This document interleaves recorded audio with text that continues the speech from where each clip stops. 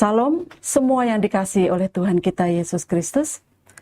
Hari ini hari Minggu tanggal 10 Agustus 2025. Puji Tuhan kita masih dapat bersama-sama kembali merenungkan firman Tuhan. Renungan hari ini berjudul Berdoa bagi orang lain. Firman Tuhan kami ambil dari kitab 1 Timotius pasal yang kedua, ayat yang pertama sampai dengan ayat yang keempat. Demikian bunyi firman Tuhan.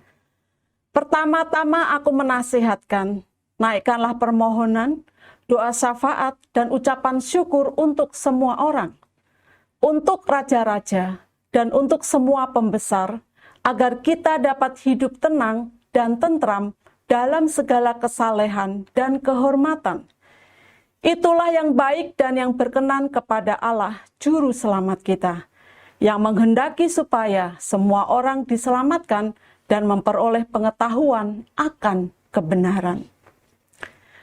Saya berlutut berdoa untuk seseorang sambil menyanyikan lagu yang banyak menguatkan hati orang. Masih ada Tuhan.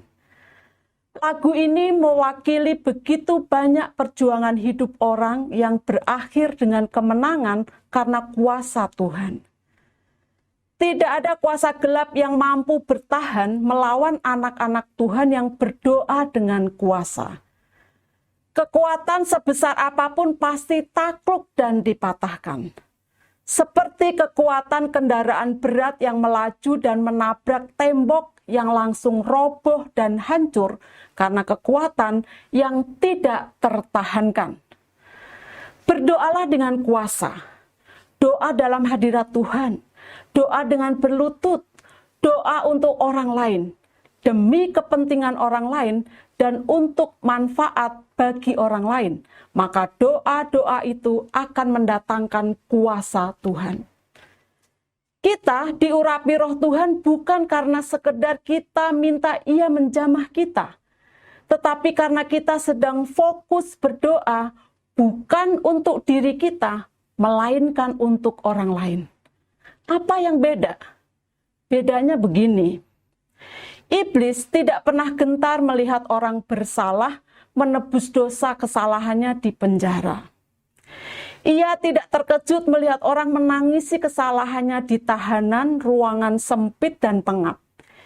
Ia juga tidak terheran-heran melihat orang meratapi dirinya yang sakit serta mengeluh tentang penyakit yang dipikulnya, memukul tembok menyesali mengapa ia terkena penyakit berat. Iblis tahu sebuah rahasia. Semua orang memikirkan tentang dirinya sendiri.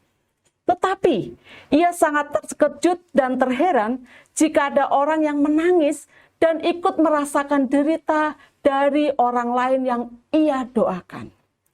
Iblis terganggu kerajaannya karena anak-anak Tuhan yang bersatu hati mendoakan, berempati, dan meminta kesembuhan dan pertolongan Tuhan bagi orang lain.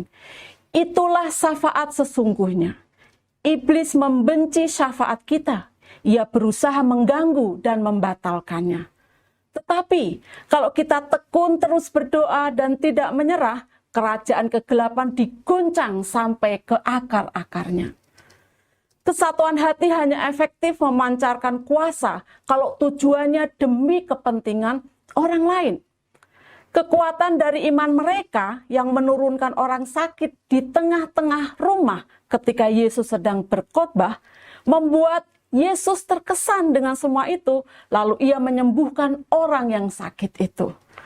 Karena cinta Maria dan Martalah, maka Yesus menyuruh orang membuka kubur Lazarus dan membangkitkannya.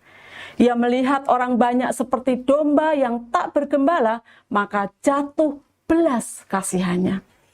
Yesus ingin sekali melihat kita menggunakan rahasia ini, bahwa segala sesuatu yang kita lakukan demi kepentingan orang lain mengandung kuasa yang sangat besar. Tidak ada yang lebih hebat dari apa yang dilakukan oleh Yesus di kayu salib demi kepentingan kita dan untuk kita. Paulus menasehati kita. Pertama-tama, aku menasehatkan kamu, naikkanlah permohonan, doa syafaat, dan ucapan syukur untuk semua orang. Mulailah belajar berempati kepada orang lain. Tunjukkan kepedulian kita kepada mereka. Doakanlah mereka. Kata-kata bijak. Bukti kepedulian kita kepada sesama anak Tuhan selain dalam tindakan kasih juga bisa dalam bentuk doa-doa kita. Bapak Ibu, mari kita berdoa. Bapa, terima kasih untuk kasih-Mu. Engkau telah merelakan anak-Mu untuk turun ke dunia menjadi tebusan bagi kami. Dalam nama Tuhan Yesus, aku berdoa dan bersyukur. Amin. Puji Tuhan, Tuhan Yesus memberkati kita semua. Amin.